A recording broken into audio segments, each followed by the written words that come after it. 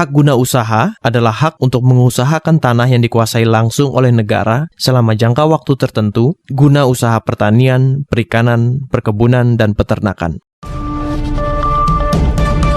Real Estate Law Pas FM bersama Edilex dari Lex & Co.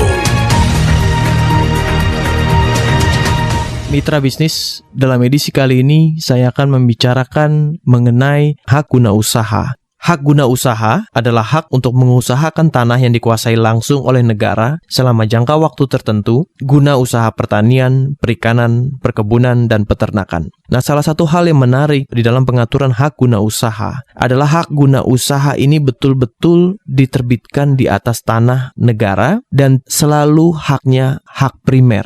Hak guna usaha tidak bisa diberikan berdasarkan hak sekunder, yaitu hak yang bersumber dari pihak lain, seperti HGB di atas hak milik atau HGB di atas hak pengelolaan. Hak guna usaha tidak bisa diterbitkan di atas hak pengelolaan. Begitu juga hak guna usaha tidak bisa diterbitkan di atas hak milik. Hak guna usaha secara spesifik diatur di dalam undang-undang adalah hak primer, diterbitkan di atas tanah negara. Untuk jangka waktu, hak guna usaha paling lama 35 tahun, dapat diperpanjang selama 25 tahun, dan kemudian diperbarui selama 35 tahun. Subjek hak adalah warga negara Indonesia dan badan hukum yang didirikan berdasarkan ketentuan hukum di Indonesia dan berkedudukan di wilayah Indonesia. Nah, sering ada pertanyaan, apakah suatu perseroan terbatas yang adalah badan hukum di Indonesia, namun kepemilikan sahamnya dimiliki oleh asing, baik itu warga negara asing maupun badan hukum asing, apakah suatu perseroan yang kita kenal sebagai penanaman modal asing PT PMA tersebut berhak memperoleh hak guna usaha atau tidak? Nah, tentunya kita melihat rujukan dan pengaturan di dalam Undang-Undang Pokok Agraria sendiri yang mengatur bahwa subjek hak pemegang hak guna usaha adalah warga negara Indonesia atau badan hukum Indonesia.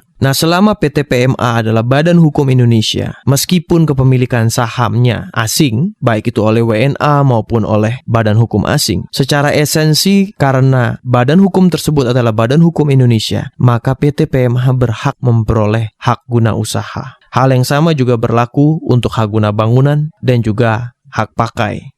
Apa sih yang menjadi kewajiban pemegang HGU? Tentunya sebagai pemegang hak atas tanah, undang-undang dan peraturan pelaksanaan juga mengatur adanya suatu kewajiban-kewajiban yang perlu dilaksanakan. Untuk pemegang HGU, kewajibannya antara lain untuk membayar uang pemasukan kepada negara, melaksanakan usaha pertanian, perkebunan, perikanan, dan atau peternakan sesuai peruntukan sebagaimana ditetapkan dalam keputusan pemberian haknya, mengusahakan sendiri tanah HGU dengan baik sesuai dengan kelayakan usaha berdasarkan kriteria yang ditetapkan oleh instansi teknis, membangun dan memelihara prasarana lingkungan dan fasilitas yang ada dalam lingkungan areal HGU, memelihara kesuburan tanah, mencegah kerusakan sumber daya alam, menjaga kelestarian kemampuan lingkungan hidup sesuai dengan peraturan, menyampaikan laporan tertulis setiap akhir tahun mengenai penggunaan HGU, menyerahkan kembali tanah yang diberikan dengan HGU kepada negara sesudah HGU tersebut hapus, dan juga menyerahkan sertifikat HGU yang telah hapus kepada kepala kantor pertanahan.